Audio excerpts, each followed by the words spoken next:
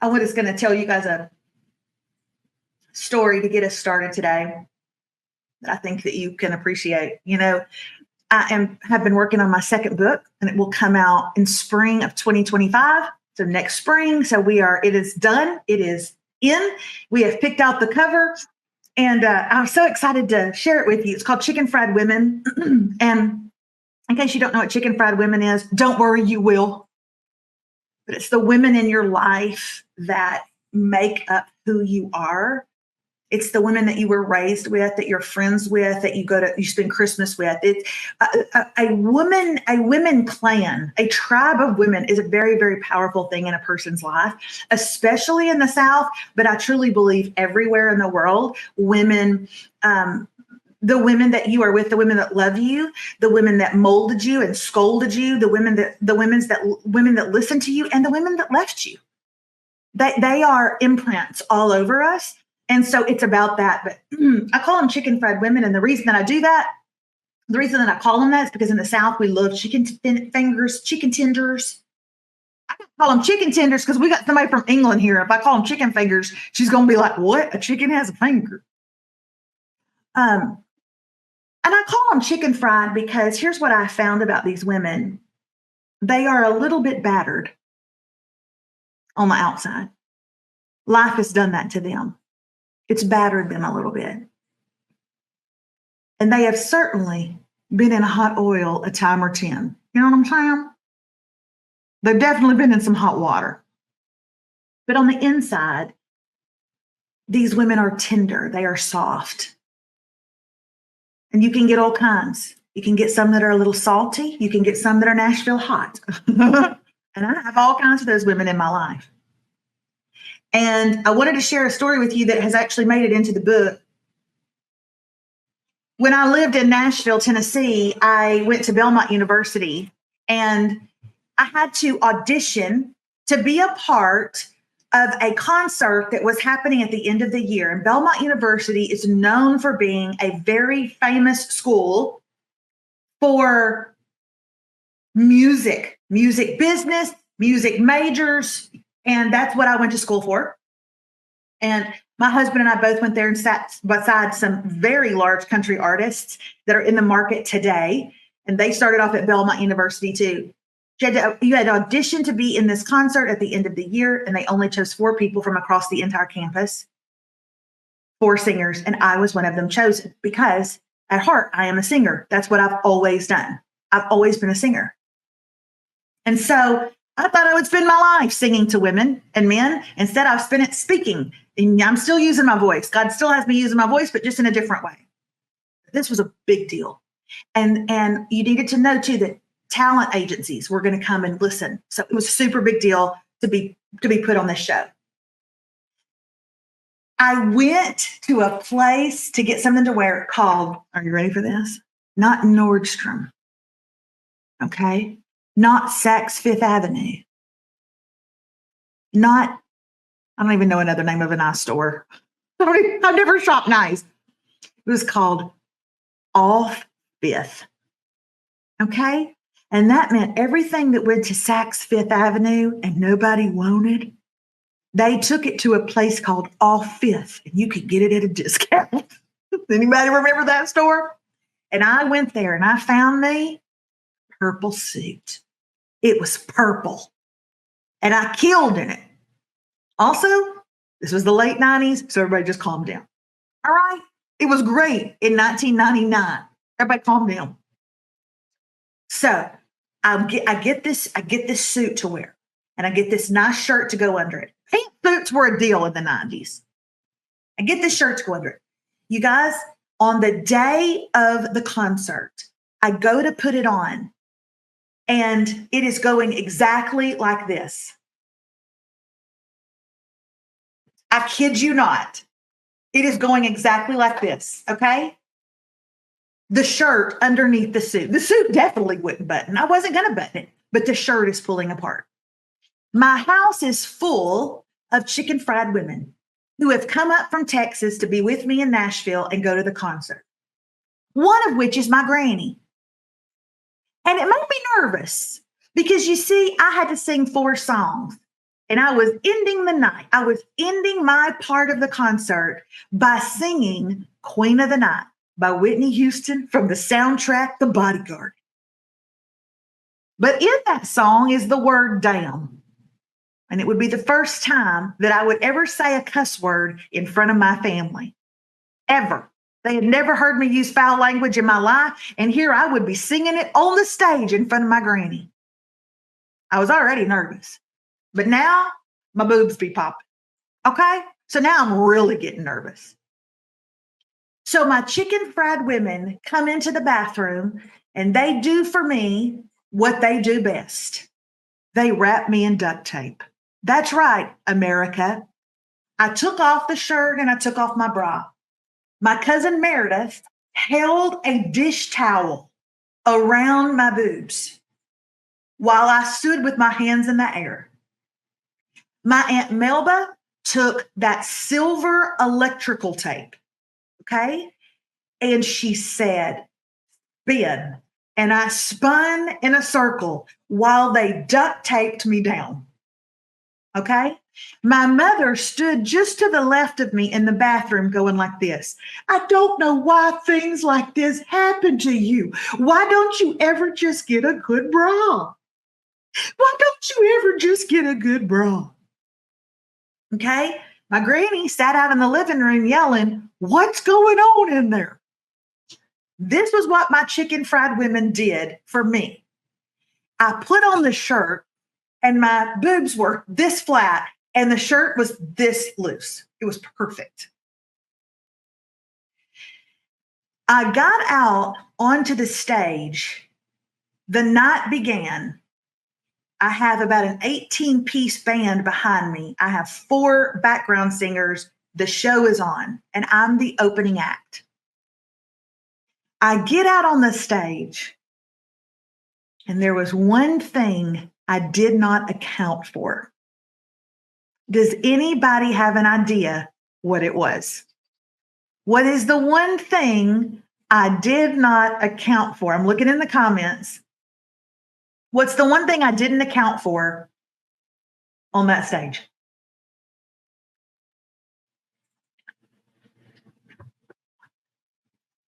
We got sweat coming through, breathing. No, surprisingly enough, I tried to breathe and I was doing okay. Your sweat is right because I never accounted for the lights. I never accounted for the lights. I knew the lights would be hot, but I had never worn a purple suit in front of those lights. And I am almost to the end of my 4 songs when I begin to sweat like I had stolen something. Okay? Sweat terribly bad. It's pouring down me. And I don't know if you know this, but after a while, tape will begin to move. It will begin to adjust. The towel itself, you see, becomes soaked with sweat. And as I'm moving around, because you have to know this was a very big stage and they coach you, they tell you what to do. They say, I mean, you have so many days of practice and rehearsal because so many talent scouts are going to be there. And I had teachers telling me, Melissa, you got to work the stage, work the stage. I'm working the stage, baby. And I'm moving and the towel and it begins to shift and shift and shift. And what started off as electrical tape right here begins to move and move and move. And it begins to move. Thank you. Duct tape shifts with sweat. That's called coming undone, y'all. And the only thing that I knew to do was to bend over. Okay? And finish the rest of my life. It was already coming down. I couldn't have it down and this. It was already like this with the bra on. That bra. Okay? So it was just going to get worse. So the only thing I could do, this is what I began to sing. I got the stuff that you want. I got the thing that you need. I got Ain't that the truth? To make you drop to your knees, because I'm the queen of the night. I'm sweating right now just thinking about it.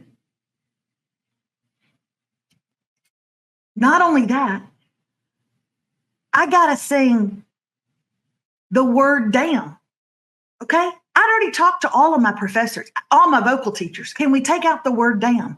They're like, it doesn't rhyme. You can't take out the word. It doesn't rhyme. You can't replace it with, and I don't give a darn, and I don't give a dang. It just is not the same. You got to sing the dadgum song, Melissa.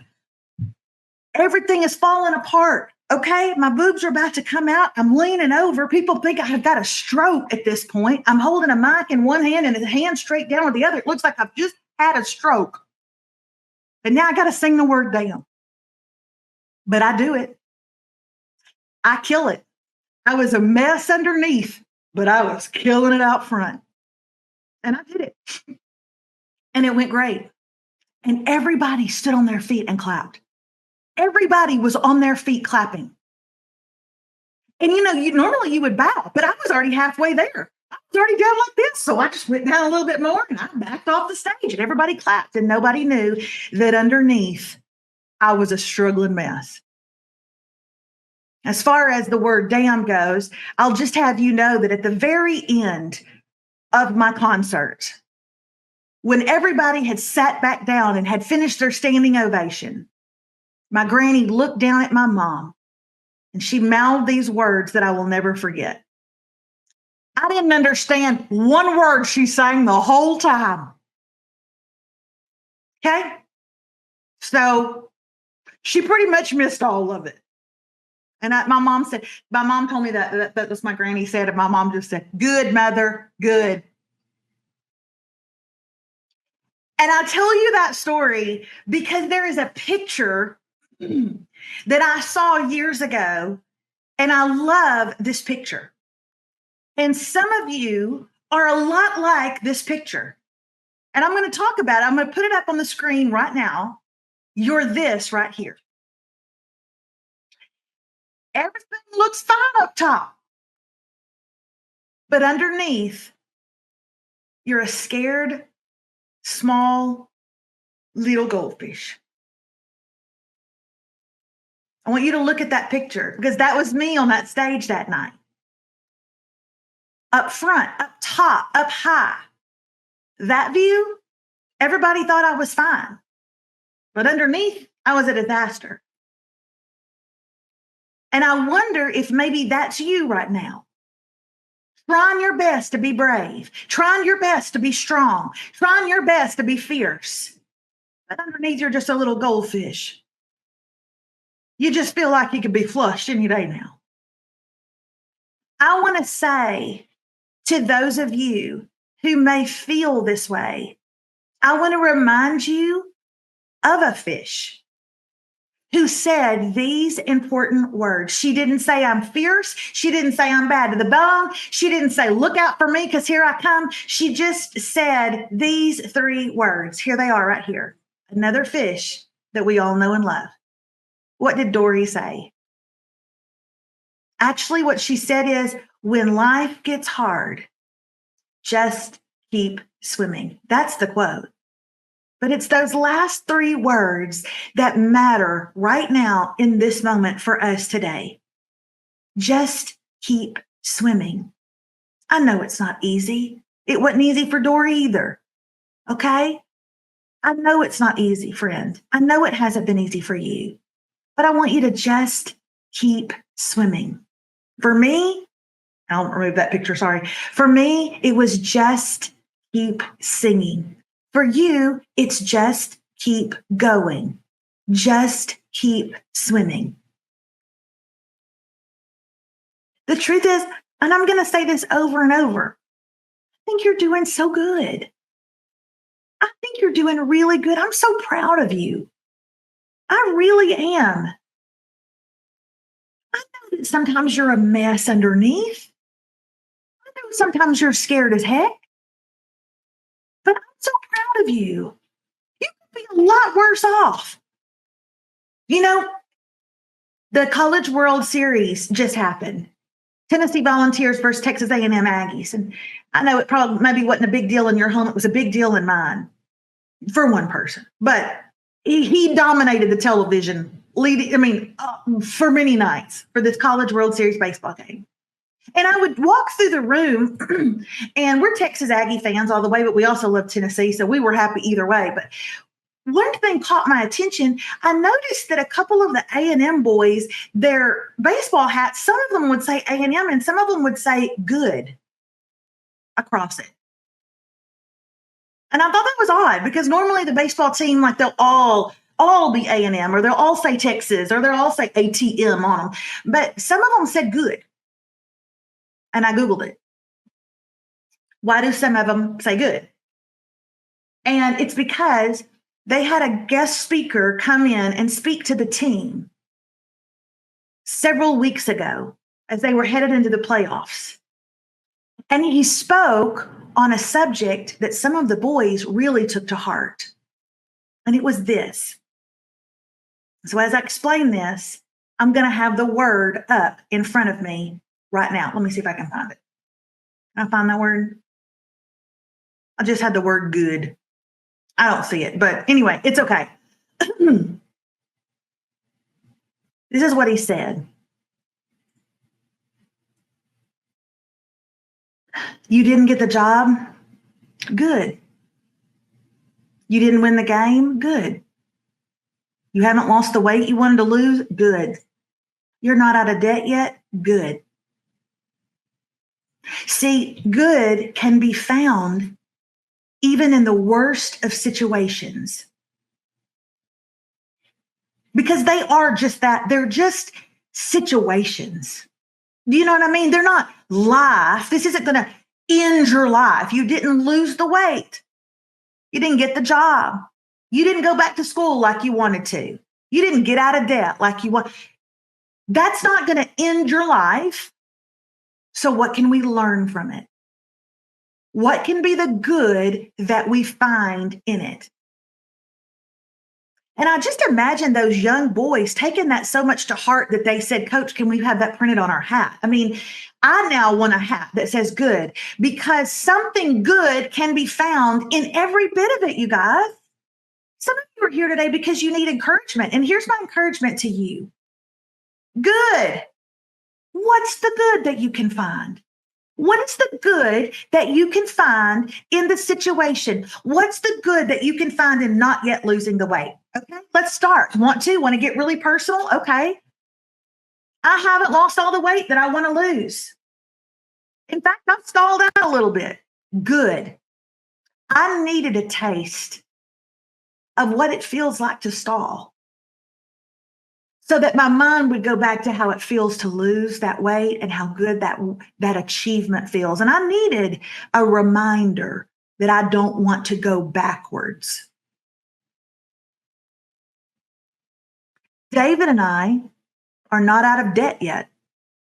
Good. Because I want a very strong reminder of how I don't want to spend the rest of my life. And when frivolous things come up that I could spend my money on left and right, and I could #TikTok shop, I want to be reminded that I don't want to go backwards. I want to go forwards. There is good that can be found in absolutely everything. Don't you believe that? If you do, say yes. Just simply say, yeah, I do. I believe that. Let's get us a hat that says good. Y'all want to?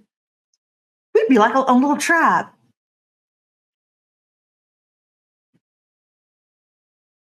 Thank you for your comments. I want to ask you, if I could, a couple of coaching questions. Can I coach you in this moment? Can I just do some coaching with you? This is going to require you to be honest and share some things on here, but it's not going to embarrass you. Nothing's going to embarrass you, I promise. Okay? So these questions are going to seem a little odd, a little out in left field, but I know where I'm going with this, so just trust your girl. First question. What do you treat yourself to now that you never could as a kid?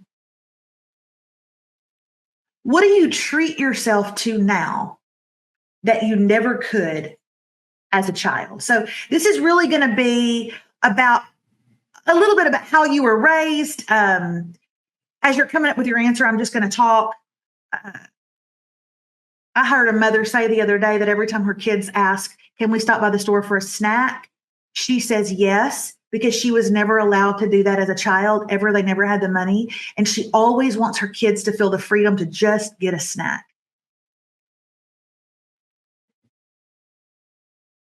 Sitting with my emotions, independence, vacations, because Priscilla says they weren't taken when I was a child. New clothes, even going to eat out, a fancy steak dinner. These are things that maybe as you were growing up, your family did not live in a position to have those kind of things.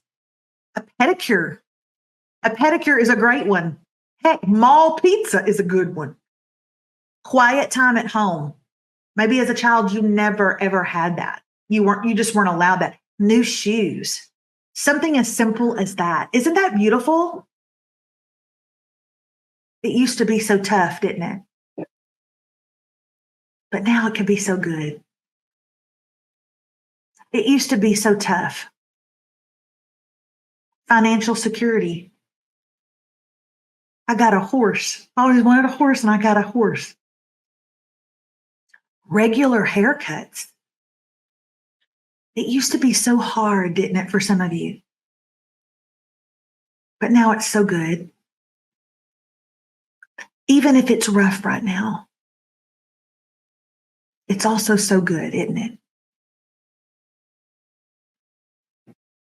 Clothes and not homemade ones. That's powerful, Diane. That's powerful.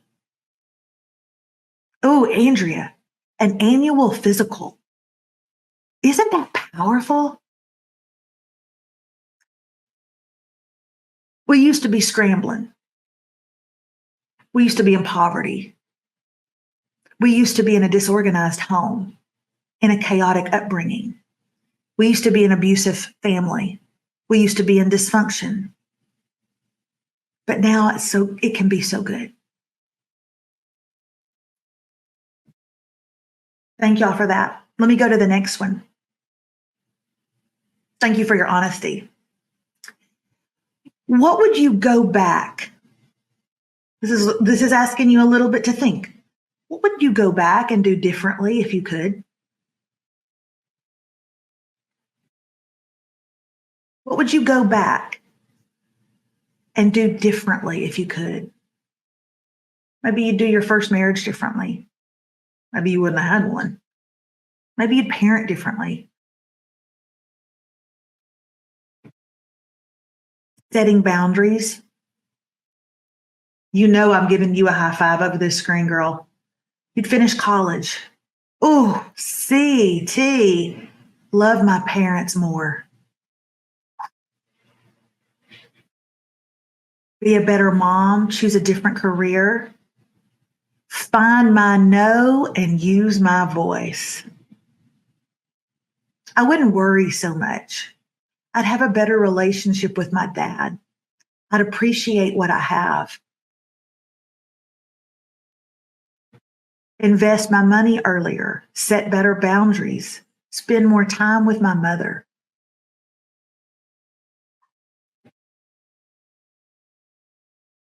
Get a degree. Janice says I would have had children. Diane says I wouldn't have been so selfish. And this is the little goldfish, right? This is the little goldfish. We don't want people to necessarily think we would go back and change anything. But underneath, we would change these things. We want to look like we have it all together, and we want everybody to look at us and be impressed with us. But sometimes we just wish we would have loved our mom more. We want to look like we have achieved the things we wanted to achieve. But underneath, I just wish I'd had a baby.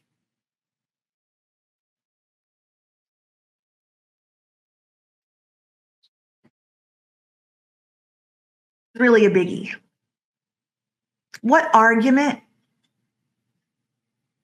are you absolutely sick of having with yourself? What argument are you absolutely sick of having with the girl in the mirror?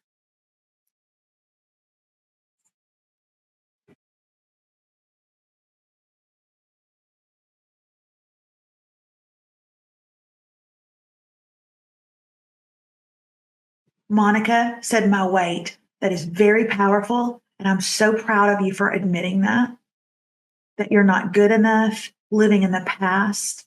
My weight, that you are enough not to waste time. The food noise, acceptance that others' opinions matter. My weight, not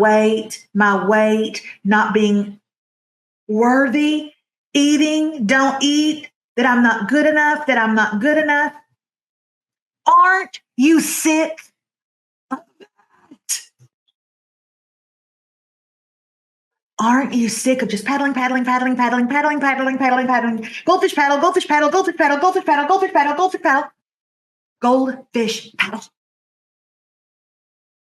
Aren't you just sick of that? I'm so sick of it too. Last coaching question is going to require you to close your eyes. Close your eyes. Don't text. Don't comment right now. Close your eyes. I want you to go back 6 months. Everybody stop commenting for a second and go back 6 months. It's December. It's closing in on the end of December and your house has been ransacked. Do you have your eyes closed? Your house has been ransacked. Christmas has come and Christmas has gone, and girl, you are tired and you got a lot of dishes to clean. The trash is completely piled up by the trash can outside because it's got wrapping paper and receipts and boxes and you name it in there. And you're tired, but man, your heart is full. And because your heart is so full, you're looking a little bit forward to the beginning of the year when everything kind of gets back to normal. And so it's cold outside and you're making yourself some hot chocolate and you're about to curl up on the couch, but you're thinking today is like December 29th, let's say, or December 30th. And in just a couple of days, it's a new chalkboard. It's wiped perfectly clean. It's a new slate. Everything is new again. Kind of like his mercies are new every morning. It's a new year. And here's what I want for 2024. Here's what I want to do. This is what I want this year to look like. And I want you to take yourself back, ladies, to that moment when you're on that couch and you're feeling those things.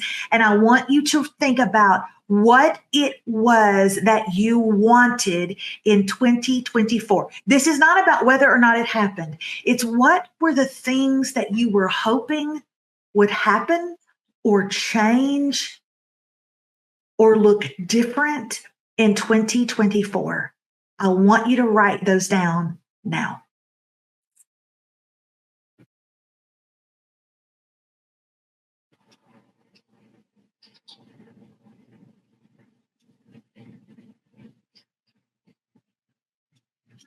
I just want to feel better. I just want to spend more time with family. Ooh, I want to live with intention. I want to feel acceptance this year. This year, I want to take better care of myself.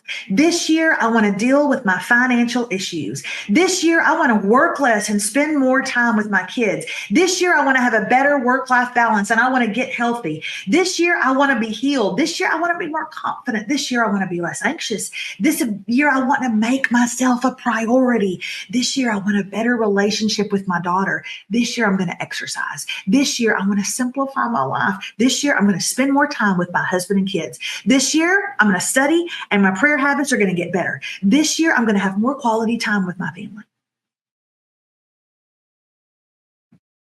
This year, I'm going to reach my goal weight and I'm going to be okay with myself. This is the year I'm going to have a better relationship with my stepkids. And my question for you is this: how's that going for you? How's that going for you? I'm not going to ask you. I'm not asking you. You don't have to answer if you succeeded in those things or you didn't succeed. I'm asking you to evaluate personally if you're succeeding in those things, if you're not. Those things specifically. I think you're doing great. I think it's very stinking self-aware for you to even answer those questions. So, baby, you're a lot further than you were last year. I think it's very self-aware of you. So I think you're doing great. And I'm not going to ask you what stopped you. I don't want you to say, well, but Melissa, I had a setback in my health. Well, Melissa, I had a grandbaby that we weren't expecting and that changed everything. Well, Melissa, I got laid off at work. I'm not asking you for the setbacks. The setbacks are part of life. That is a circumstance. That is what happened. Good. We are all subject to life. I'm not going to ask you those things.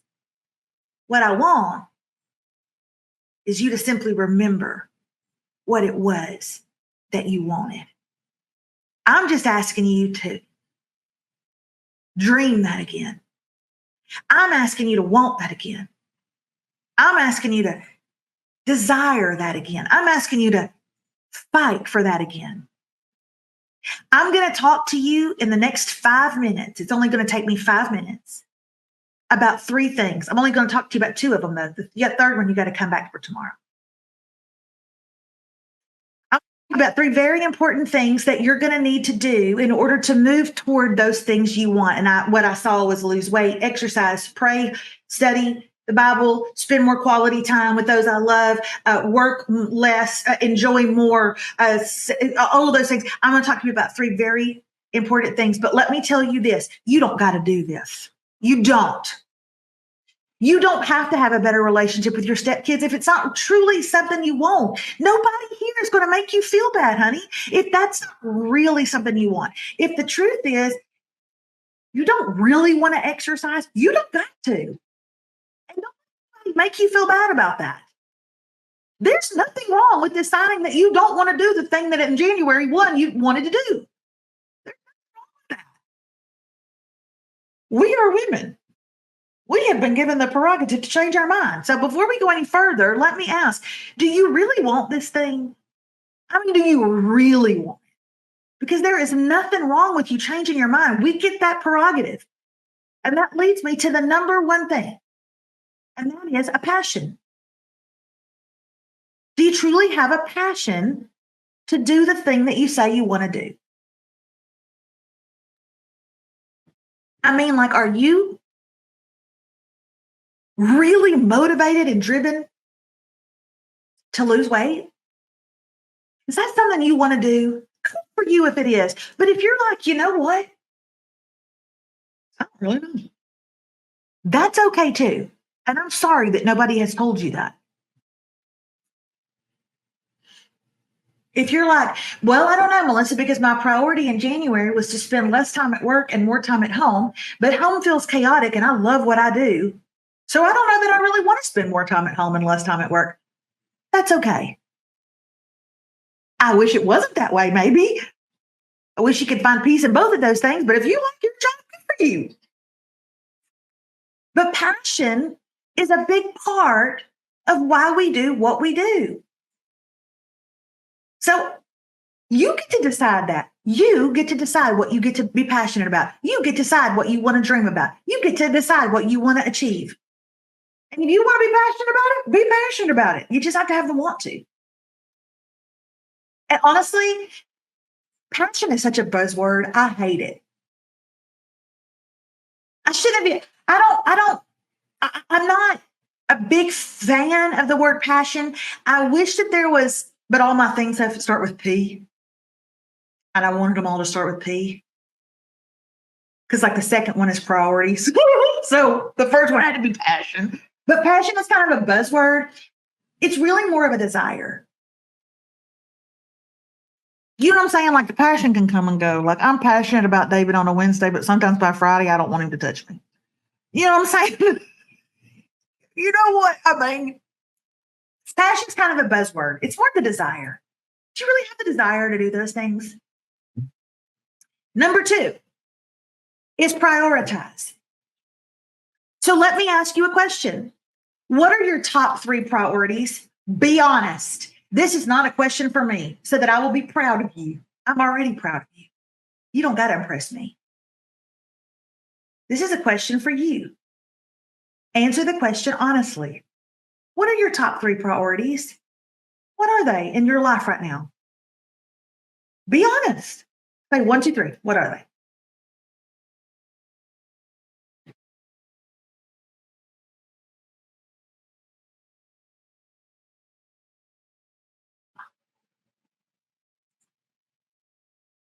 I'm thinking of mine too.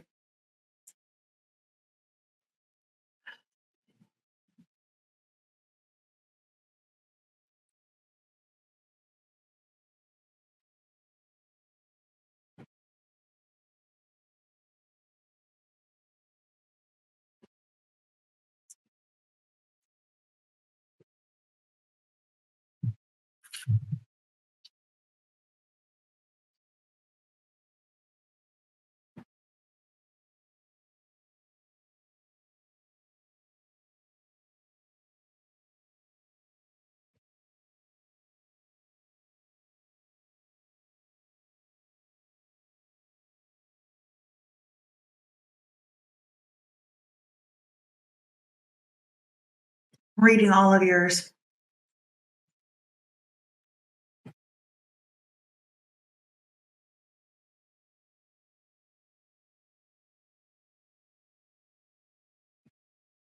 Some of yours are really out of whack.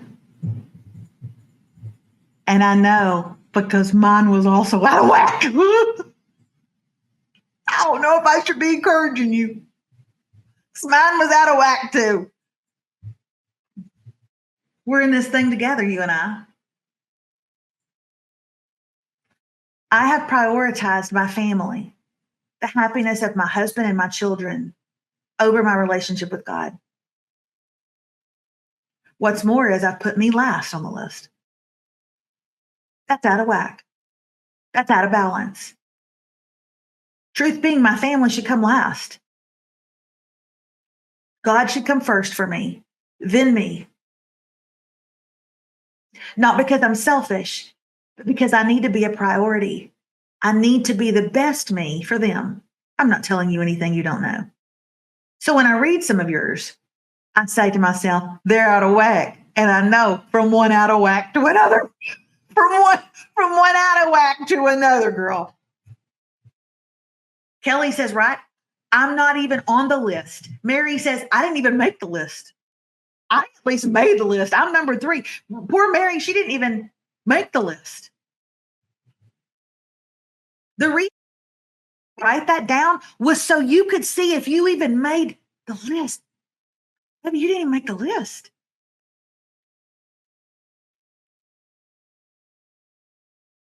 Close with reading you something. Okay? I'm going to close with reading you this. To prioritize is to designate or treat something as more important than other things. There's nothing wrong with that being you. You have to be the best you, and everything that flows out of you will help your family, will help your marriage. Okay? And I'm going to read you something called the 80-20 principle. The 80-20 principle is when you focus, when you do 80% of a thing and then 20% of the thing. Let me just read it to you. You'll understand. Okay. This is the 80-20 principle. When it comes to health, when it comes to your health. So for those of you who said you wanted weight loss, listen, 80% should be focused on what you eat. 20% should be focused on exercise. And all God's children said amen. Because I'm going to tell you, I'd rather eat a salad than work out. 80% should be eating, 20% should be exercise. When it comes to wealth, 80% should be your habits. 80% should be your habits. You want to make more money? 80% should be your habits. 20% should be math. Now, if we do this, just make good habits. Just have good habits. When it comes to talking, and if you're a parent, you know this is true. 80% should be listening. 20% should be responding. When it comes to learning, 80% should be understanding, 20% should be reading. Love the people who go, I've read 114 books this year and I'm no smarter, because all you did was read and you didn't try to understand. When it comes to achieving, 80% should be doing, 20% should be dreaming. When it comes to happiness, 80% should be on purpose, purposeful, 20% should be fun. Live your life with purpose. When it comes to relationships, 80% should be giving, 20% should be receiving. When it comes to improving, 80% should be persistence, 20% should be ideas. And here's what I said. I said all that to say this. Prioritize the 80 and the rest will fall into place. Prioritize the 80% and the 20% will fall into place. Passion and priorities. That's what we're learning today. That's what I want to end on today. But tomorrow is the funnest part. I think you're doing great. The fact that you're even here, I'm so proud of you. And I thank you for showing up. And I thank you for sharing this. And I pray that it finds somebody that needs it. If it wasn't you, if you didn't need this today, maybe you know somebody that did. Would you please share this with them? Would you please just hit share and say, what a difference this made for me today. Melissa really hits the nail on the head. And maybe they'll watch it. I'm going to hand it back over to Dave. I want to remind you that we are doing some incredible giveaways. One of which is we are doing everything that is in my cup right now. In my cup right now are all the vitamins and minerals and nutrients that I need in the earth and the ocean in my cup. Also, my probiotic is in this cup. My Trim Fit is in this cup. My collagen for my hair, skin, and nails is in this cup. And we're partnering with you, which is why everything you've seen has got the word YU instead of YOU, because we're partnering with them to do giveaways. David is about to come and give away collagen and give away Trim Fit and give away probiotic and give away Earth and he's going to give away all of it. But that's not even the greatest. We also have a super duper huge prize package that will be given away on the second day. And so I want you to be back for that.